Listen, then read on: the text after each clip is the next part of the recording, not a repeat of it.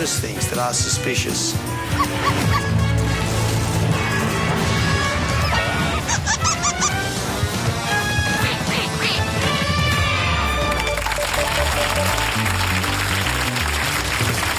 Hello and welcome to the Media Circus, the superficial game show that still takes the news more seriously than the news does. Sydney's housing crisis has become so acute that even the fairy penguins of Manly are finding it hard to break into the market. Joining the Media Circus this week, please welcome from the Checkout, Ben Jenkins. FBI Radio's Hannah Riley. And I'll let Sandra Sully do the next introduction. Hugh, take it away. About now would be good, Hugh. And he's still waiting for a phone call from his sources. It's Hugh Remington! And you guys at Team Australia, you're up against respected journalist Tracy Spicer. Respected comedian Peter Burner. And Chris Taylor. And this week, you guys are Team Bowler. So we go. And we've been asked not to make any comments about the appearance of our fact checker this week. Ladies and gentlemen, Renee Zellweger. You had me at hello, Craig. OK, let's get into the news game. Round one.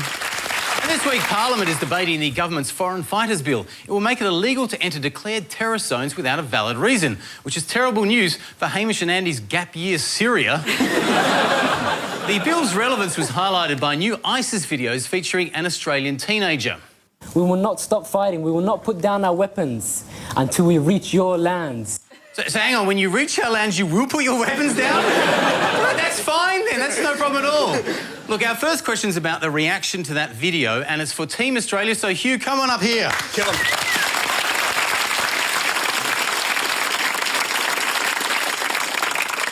Hugh, I'm going to show you 4 quotes in response to that Sydney teen's video. See if you can match them up to the person that made them, OK? Here are the quotes. One person said, he's a stupid idiot. Someone else said it was the rantings of youth. Somebody said he was a theatre lover, big insult, and somebody called him a dickhead, OK? And here are your choices. It was either his family, a politician, a counter-terrorism expert, or his friends. Here they are. You've got to line them up. Who do you think called him a stupid idiot? Well, no one caught on that he's actually thinking he's joined the Ranga Liberation Front. He's entirely the wrong mob anyway. But he does stand out a bit, doesn't he? Am I allowed to phone a friend here? You are, you can talk to your team. You're allowed to phone the guy himself. I feel like stupid idiot sounds like something a dad would say. Or maybe just my dad, actually. But no, it feels like, oh, you bloody stupid idiot, being a terrorist over there. Like, that feels idiot. OK, we're going with that. Then the family locked stupid idiot, that one. his family. The rantings of youth. I think that might be a terrorism expert. I'm going with her. OK, all right. Terrorism expert is up to number 2. A theatre lover. Now, there are Australian politicians for whom theatre lover is an insult. Deep insult. If that was Katter... Yeah, bang that in there. And I reckon his family called him a dickhead, but maybe his friends. You're in his... so friends, yeah, dickhead, yep, theatre lover, Australian politician. All of the above. OK. Absolutely. Let's see how you went. Stupid idiot was a family member, indeed. Yes, well done. It was his friends that revealed... He had a love of theatre. Yes. Oh. But Elmer's school theatre kind of background didn't help out because in the latest ISIS video, he's been demoted to a background extra. Look at him, see? He's got a minor role in this. Apparently, he did audition for the role of Sleepy Jihadi number 2, but he got beaten out by this guy. He's good, though. I mean, fair enough. Here's what the terrorism expert had to say. I'm hoping that most people will ignore this and think it's the ranting of youth. However, there might be some people that will take this seriously. Don't be silly. I mean, no one took this seriously. That video is chilling. A chilling new Islamic State video. Chilling video. I think that's SBS News. I'm not sure at the end. Although independent Senator David Leyonhjelm certainly didn't find the video chilling. These people are dealing with a dickhead. So let's see how you went at the end of that. Let's see how many you got right. 2 out of 4. Well done, Hugh. Not too bad. I don't find it chilling. Like Josh Thomas's Optus ads, I find chilling. These I can kind of handle. Yeah. What I like about this guy is that, you know, remember, like, was it 5 or 10 years ago, the bar for, like, troubled youth was Corey Worthington, just throwing a really wild party. Yeah. Now, Worthington is so lame. Yeah, we all had our 17-year-old stages, like, some people listen to Nickelback, some people go to Syria. Like, who could say which is worse? God, Nickelback's worse. Nickelback's worse. I remember my ISIS phase, so embarrassing. Look at those photos. Yeah. Tracy, do you think that the media, by calling it chilling and everything, is doing exactly what ISIS wanted, you know, to build the fear? The media is complicit in helping ISIS advertise, frankly, because the media's so scary and caught up in this fear campaign with the ginger jihadi. I mean, it makes it look like... Which is the bigger insult there, ginger or jihadi? I think they're equally insulting. Yes, Jazz. Sorry, I'm going to have to fact-check you guys on all this ginger talk, because it turns out, and this is for real, that some dodgy site on the internet has done an analysis of all the white British converts to extremist Islam, and believe it or not, more than 70% of them are redheads. And according to an anonymous Muslim think tank that they won't name, the reason for that is because people keep on making fun of redheads. So stop! You're causing terrorism! Wow! That's not sending redheads, that's sending leprechauns. I thought it was the paddle pop line. Channel 10, you didn't call it chilling. What did we go with? I can't remember. A Sydney runaway teenager who is featured in the latest ISIL propaganda video has been ridiculed by a federal senator as just a silly boy, or as he puts it, a stupid clown. You didn't even say the word dickhead. I did use the word dickhead, and had I done it, I might have remembered it, so there you go. Just a silly boy. It's like the poster line for Life of Brian. Well, that's exactly what it is, and in some ways I think we should have a laugh at them. They're not comedic on the level that they're killing lots of people, and let's not make any mistake about that, but a little bit more of just satire and just laughing at these clowns. But to Tracy's point, would it not be more effective to not give them any oxygen at all? Because it's clearly what they want is to make a splash and want their moment, you know, their 15 minutes. He's got to fill an hour of news and we've got to fill a show about the news. Just shut up, Chris, okay? But do you think part of it is that nobody wants to be the person or the network or the outlet saying, oh, look at this dickhead, look at this idiot, totally harmless, and then when something terrible happens, people can turn around and say, you made light of this. He's still a dickhead, either way. Yeah. Oh, now you say it. Yeah. I feel, up to a point, sorry for this guy. He's going to realise that his great adventure is actually putting him in company with some of the most nasty people, deranged people on earth, and he's not going to come unscarred out of that no matter what happens. It's not a game. This kid was so low on the scale of any potential threat. You know, I'm off fishing, and then he turns up over there. You are right, though. Elmir is clearly a terrorist mastermind, and then this was his excuse when he snuck out of Australia. Now, it's believed that he told his parents he was going fishing. It's a really big jump. Fact check, Craig. He actually was going fishing. You shouldn't be facetious about this. It all makes sense if you see his bearded extremist preacher. Also this week, opposition leader Bill Shorten told the Australian Christian Lobby National Conference that he's in favour of gay marriage. Now, that is newsworthy, but it's not as newsworthy as the story that came directly before it on Channel 7 News. Ronnie Wood made the most of some free time this morning. He got up close and personal with a koala named Eddie and an endangered pygmy blue-tongue lizard. The koala was wondering why he was taken to the reptile park there, I think. First time the koala's been held by something more stoned than him.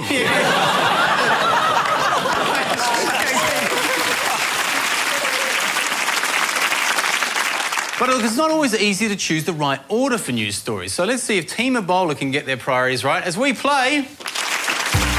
Out Order of... All right. OK, Tracy, the stories you're about to see were all played on a Channel 9 news bulletin, and we've put them out of order. You've got to try and guess which order they were played in, but let's see the stories first. A truck fire closes one lane of the M5, Ebola hits New York City, new fire engines for rural areas, and 4 New York police attacked with axe. All right, Tracy, as an experienced newsreader, let's see if you can put them in the right order there. Do you know what? This is a really tough one because a boss at a radio station once told me, Tracy, you need to scare the audience into listening to you. It's all about fear. You've got to frighten them more. And the choice is all about, you know, fear and the 7 deadly sins, and these are all about fear. So which is more frightening? Yeah, which is more frightening? Fire engine. That's just me. I got a real thing with fire engine. Tracy, did you ever consider just opening a broadcast with Blur? Look, I think closes M5 because it's all about local fear and traffic, and especially Sydney. Most people on the M5 wouldn't notice that disruption. It's closed all the time. That's what I always find weird is why on the news do they run the traffic? Because you can't see it if you're in a car. Everyone's sitting at home going, well, I'm home. I agree with Tracy. I reckon definitely truck closes. All right, so truck closes, that's going to go number 1 there, OK. And I'm thinking maybe Ebola in New York because Ebola is like boo scary and we're team Ebola. What do you think, guys? Ebola? You know these numbers aren't the actual answers. Oh, really? On the back of the tragedy in Canada, I would go with the New York axe attack. So 1 and then 4? All right, now, between new fire engines and Ebola in New York. I'm thinking Ebola because it's New York, you know. What do you guys think? The New York Ebola was like the 3rd Ebola case in America, so it was starting to get... boring? Yeah. They did that last week. Oh, news, Ebola so last week. This is on Channel 9. Oh, well, that changes everything. Fire engines first. Oh, let's leave it as it is. Let's leave it as is? OK, lock that in. Let's see the order that 9 News played them in. Security cameras have captured a violent axe attack in New York, and a burning truck forced the closure of 1 lane of the M5 at Moorebank today. More than 100 new RFS fire trucks are being delivered to our rural communities. The first Ebola patient in America's most densely populated city. You got 2 right. You're close. You got them in the right order. Not bad, not bad. Well done. Thank you, Tracy. Sorry, guys. Actually, Hugh, on your bulletin, you ran the New York Ebola story before the New York axe attack story. How is that decision made? Do you discuss that? The sequence is not necessarily most important, second most important, and so on. You're actually trying to So there's a flow. There's a flow that runs through the hour because you've got people coming into the bulletin. In fact, the peak of our bulletin's around about halfway through it. Because they were stuck on the M5. Because they were stuck on the M5. Couldn't get around all those fire engines. Look, Tracy, when you're reading the news, you're the face of the news. Do you kind of feel responsible for what goes out there? Do you get to choose what it is? Look, things have changed dramatically in the past 27 years since I've been in the business. All those years ago, the second night I read the news for Channel 10 in Brisbane, I was given an introduction that said, drunk and on the dole, that's what most people think about Aborigines. But new research shows that's not the case. And I went up to the producer, all 23 years of age, and I said, this is bloody outrageous, I'm not reading it. So was Barry Spur writing your bulletin? Funnily enough, he was. That was his name. And she said, well, you read it or you lose your job. She said, honey, you're not paid to think. Oh, wow. She gave you a honey. She gave me a honey. Were you reading the news on The Real Housewives or something? Yes. And then the next night, the station manager told me to stick my tits out more. So that was kind of the era that we're talking about. I got told that on Backburner too. And you did. And I did. I wanted the job, man. But, you know, things have changed for the positive. Now we have much more of an input into the bulletin, especially with 24-hour news channels. So it's actually just because of cutbacks. It's only Hugh left at Channel 10. Exactly right. He's doing everything. So, look, at the end of that round, it's actually a tie. Congratulations. So you get to share in this official ISIS gone fishing sign. We'll take the fishing. Tony Abbott hates Darwin. Well, Canberra's a lovely city. So's Sydney, so's Melbourne, so's Adelaide, so's Perth, so's Brisbane. They're all great cities. See? Tony Abbott hates Darwin. And P.S. he thinks Hobart's pretty shit too.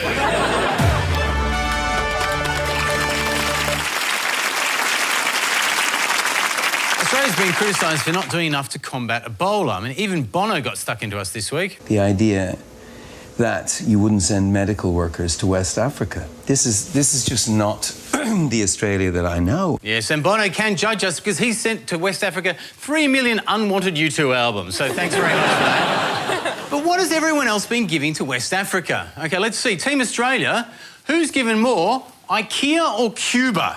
Definitely IKEA. any people that give away hot dogs for $1 is a generous and magnanimous people. Agreed. Definitely. Agreed. I'm going Cuba. Cuba's given lots of doctors, haven't they? Lots of doctors, yes, which is not edible but still good at this time. The IKEA quarantine box is called a Forkel snort. Well, Hugh says Cuba, so let's go. We say Cuba. No, don't go with me. No, we will. We So absolutely is the question will. people or money, or what is it? Well, in actual fact, you are right here. IKEA has pledged €5 million, while Cuba has sent 256 medical professionals, which is the number of people it takes to put together the IKEA medical supplies. But we don't know which is worth more, so we're going to actually give you a point anyway. You couldn't compare the two. There you go. Generous. We'll take that point.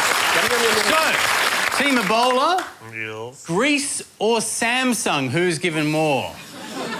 Greece has nothing to give. They have olive oil. You got to say Samsung. I don't know what they sent them, Maybe galaxies they've or... donated in kind so people can communicate while in quarantine. Oh, they would. Yeah, but also Samsung. Well, that is right, that's right. Greece has given $40,000, while Samsung has donated $1 million worth of smartphones. West Africans can now call Greece and ask for more money. All right, Team Australia. Facebook CEO Mark Zuckerberg or Microsoft's Paul Allen? Who's given more? I reckon it's Zuckerberg because he's atoning for eating that koala one time. Exactly why?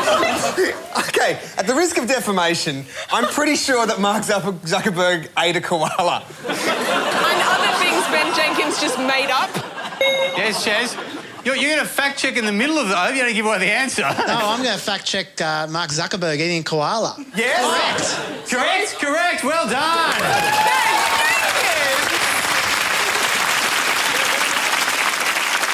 Ben, the show doesn't just work with you answering random questions you ask yourself, okay? But that's a million points, right? Yeah, that's a million points for Ben. Well done. So, are we going to go with Allen or Zuckerberg? Bit of fun here. I'll go with an Allen. Yeah, thanks. Allen. That is actually right. Mark Zuckerberg has pledged $25 million, while Paul Allen has made the single biggest individual donation of $100 million. Finally, Microsoft are dealing with viruses.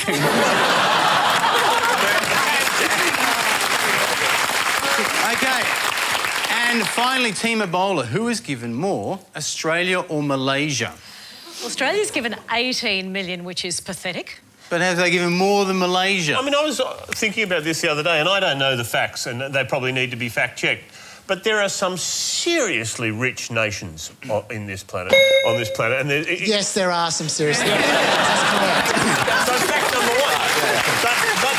This fact check thing's working, yeah. There are some oil-rich nations that for them $1 billion is chump change. We could have the greatest medical facility built. I've seen Scotty Cam build a house in half a day. They could build it. So I presume all this avoiding the question means you don't know the answer. I'm just going to go. I'm going to say Malaysia. I reckon it's Australia. All right, then I'm going to go Australia. That Australia is actually right. Well done. Australia has given $18 million Australian dollars. Malaysia has pledged 20.9 million rubber gloves. Look, at the end of that round, the winner is Team Australia. Well done. You did everything. And you win Ebola. Oh. Sorry, Ebola. Remember, it's only dangerous if you exchange bodily fluids with you. News School, Lesson 23. Don't wheel a massive piece of studio equipment directly in front of your guest. Channel 9, you try. Oh, absolutely. Well, they concur with you. Well, Perfect. Now, Channel 10. it actually is based on the 1970s. Excellent. There were no massive pieces of equipment in front of your guest. ABC. The whole coal issue in Victoria. I quite like the quote from an unnamed senior. Fail. See me after class again, ABC. Now it's time to look over the seas that our land is girt by as we play... That's un-Australian. OK, this news story comes from Mongkok. So, Peter, your job is to firstly point on the map to where Mongkok is. Hey.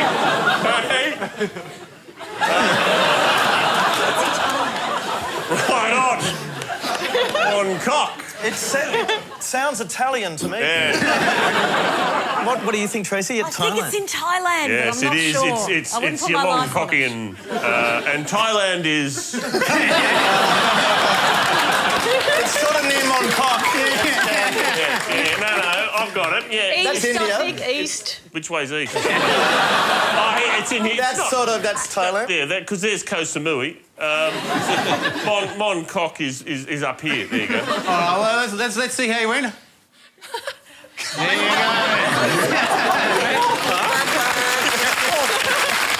Mongkok is actually an area in Hong Kong. And why has Mongkok been in the news? Here is your clue. Because it used to be in Thailand. The world's greatest elevator music. Any idea? That's where all the protests are at the moment. It is where all the protests are. Mongkok is where a lot of the protests are at the moment. Are they using, like, soothing music to calm and becalm the protesters? I don't think you necessarily need to make them any calmer. Have you seen how calm these protesters are? Craig's not kidding about that, actually. This is, to give you some point of comparison, this is what an Australian protest looks like. And by contrast, this is what a Hong Kong protest looks like. Sorry for the inconvenience. Fighting for democracy. They're so polite. Hey, that's great, aren't they? So the world's greatest elevator, that is not the reason. OK. Mongkok is the seat of Hong Kong's democracy protests, and sadly, Master of Music Kenny G is in hot water with Chinese authorities after tweeting this photo of himself at the Hong Kong protests with a peace symbol, yes. This may not seem like a big deal, but Kenny G is actually huge in China, and this is true. He plays some of their biggest lifts over there. It's amazing. Yeah, Kenny G tour T-shirt on the back. It says, ground 1, 2. All the levels he plays. Exactly. They actually play Kenny G music at the end of the day in supermarkets to indicate that they're going to close, and presumably to clear everyone out. I don't know. I noticed, actually, if you go back to that tweet, that this is what the Communist Party of China sees as absolute proof of subversive intent. I wish everyone a peaceful and positive conclusion. That's pretty hard. Yeah. He's on a blacklist for that. He backed down from that. Like, how can you back down from that? No, sorry, not peaceful. I hope everyone fights and this never gets solved. Hugh, you're a China correspondent. What do you think is going to happen there, Hugh? Beijing can never, ever allow genuine democracy in Hong Kong, because that's essentially the end of the one-party project. Beijing will never, ever let that happen, even at the price of them never, ever backing another Kenny G concert. That's cruel and unusual. It is, isn't it? I was against China's human rights record, and then when I found out they supported Kenny G, I'm really against it. Anyway, well done, Peter. You didn't get it right, but thank you very much. You got so close. Hannah, you're up for Team Australia now. Come on up. OK, now, this next news story comes from South Kensington, London. Yep. Can you first point out South Kensington on this map? You guys. Look, I'm going to take a stab. Listen to you. I think it's on the district line. What colour is that? That's the Paris Metro, by the way. Sabotage. I reckon you see the blue one that goes This one? straight up and down? Yeah, OK, here? Yeah, that one. So go down onto the green and the yellow. I reckon it's about one move across to the left. One move to the left? At a rough guess. It's actually the one in between the two white dots. That's not a stop, Hugh! It's a stop, but it's not... It's a special Hogwarts stop. You knock thrice and spin. All right, let's see if you're right. No!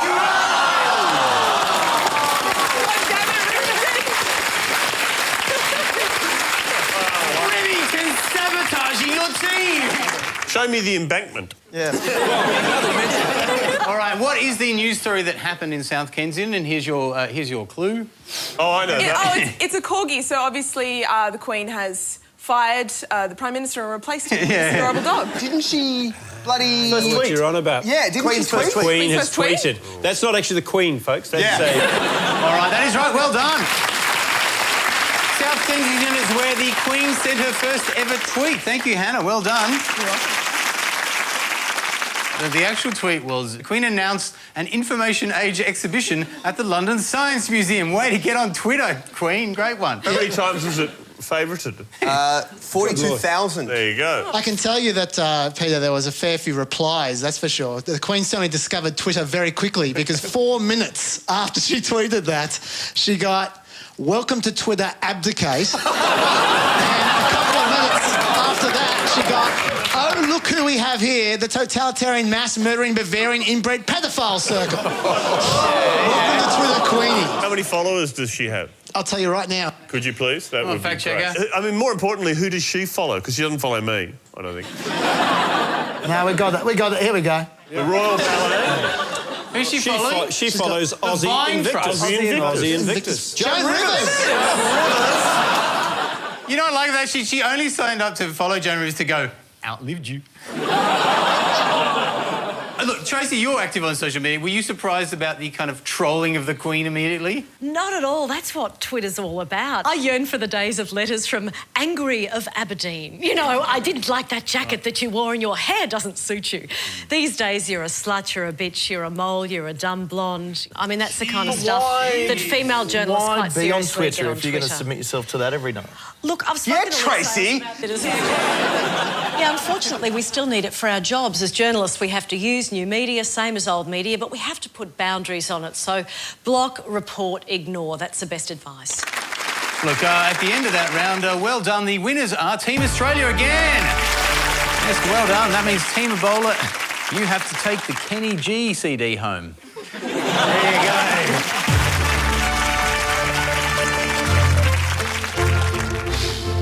Oh, I'm tired of all these old meanings for words. I wonder if the media have any new ones.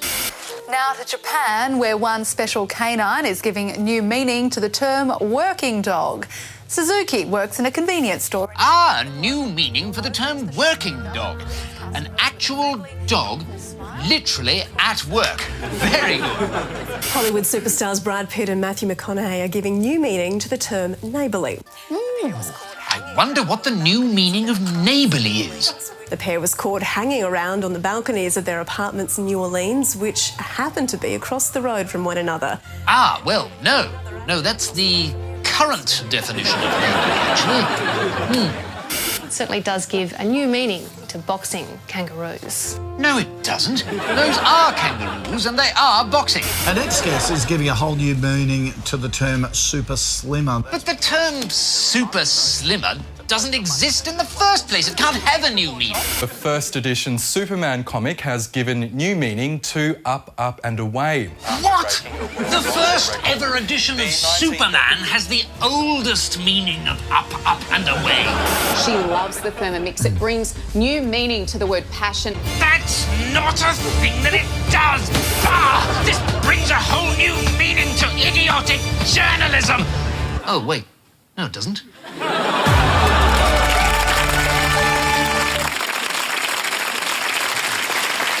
OK, let's move on to our next game. Yesterday's news. Look, yesterday's news is about this day in history. Like on this day in 1880, bushranger Ned Kelly was sentenced to death, presumably for trying to enter a government building in a metal burqa.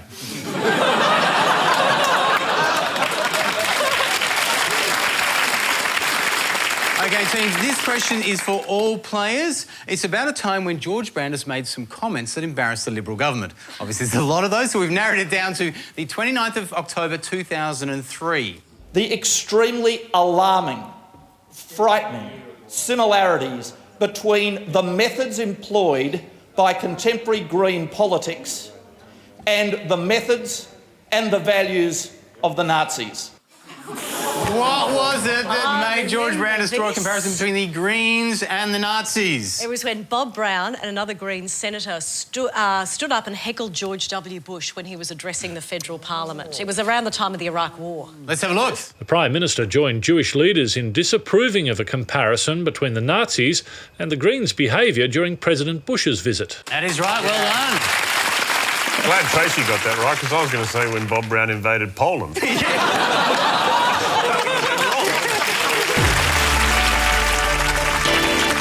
What happens when a 60-year-old reporter pretends he's a kid? Us kids are having a wild old time over here. Speaking of the stuff you were talking about, straight from the sewers of New York City, we got those Nickelodeon's Teenage Mutant Ninja Turtles. We've got Donatella over here. We've got Raphael. We've got Leonardo, exactly, and Donatella and Raphael, and it's all happening. Don't give up, Richard. You're a music expert. Try their favourite band. Hey, do we love One Direction? No! Very good. Gee, I knew we should have rehearsed that. Listen, One Direction have got a new video called Steal My Girl. Do we love Steal My Girl? Fantastic.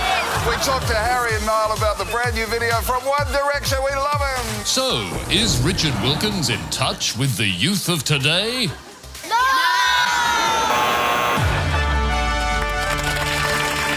Round 5. OK, we've come to the end of the show and it's time for our Fast Money round. So hands on buzzers, your time starts now. Melbourne Cup winner or military operation? Gold digger. Melbourne Cup winner or... Operation, Melbourne Cup. Actually, Gold digger was a counter-insurgency operation in Iraq. No way. Yes. Next, clean sweep. Military operation or horse? Military operation.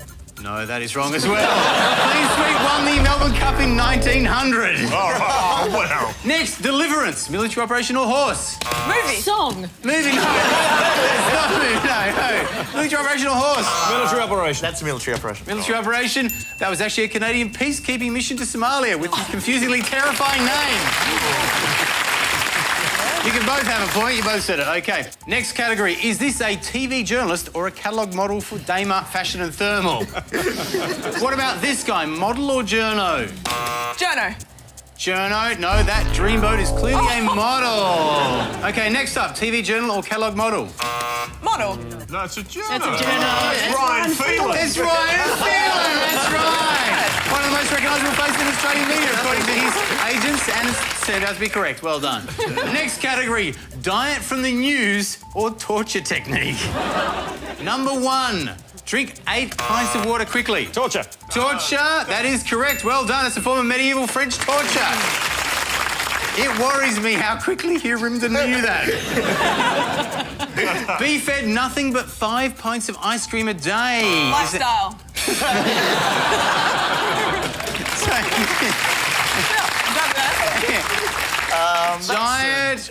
Diet or torture? That's a diet. That's a diet? That's a torture in Wonka land. Yes, that is the ice cream cleanse diet invented by Kippy Miller. And don't worry, it's perfectly legit. Kippy Miller is not a nutritionist, just someone who loves ice cream. OK, the next one. Only eat milk and honey. Is that diet or torture? I think a diet only because it sounds so crazy. You think it's a diet? No, that's an ancient Persian torture technique basically designed to make your bowels explode. So that does work as a diet too. Yeah, exactly. Next, your drinks are laced with butter and oil. Diet or torture? I reckon it's diet. Diet, that is correct. Let's see. It's called bulletproof coffee. It is very strong, especially up here. Yes, unlike him. Now, technically that is a diet, although Ken Sutcliffe wasn't convinced. It's awful. OK, final category. Is this a headline from The Age or a porno we bought with taxpayers' money for this segment? First, new mum Megan goes topless. That's a headline. That's The Age? Yes, that is The Age. That's clearly from The Age. Next, fetish in the great outdoors, The Age or a porno? Age. I've seen that. No, that's some excellent photojournalism from Picture Magazine. All right, next. Sex dolls have come a long way. The Age or a porno? That sounds like The Age. Age? Yeah, I'm going Age. Yes, that is a great piece of long-form journalism from The Age. Next, dirty bum stuff, the latest backdoor bongo. That is the essay, actually. No, that is actually from a Picture Magazine. And we're not going to show you the picture because you have to go out and embarrassingly buy it yourself like we did, OK? There you go. That's the end of the show, ladies and gentlemen. Well done. And the winner tonight is, of course, Team Australia! Yes! That's 3 out of 3 for the series. Well done, Team Australia. Sorry. Good night. Yeah.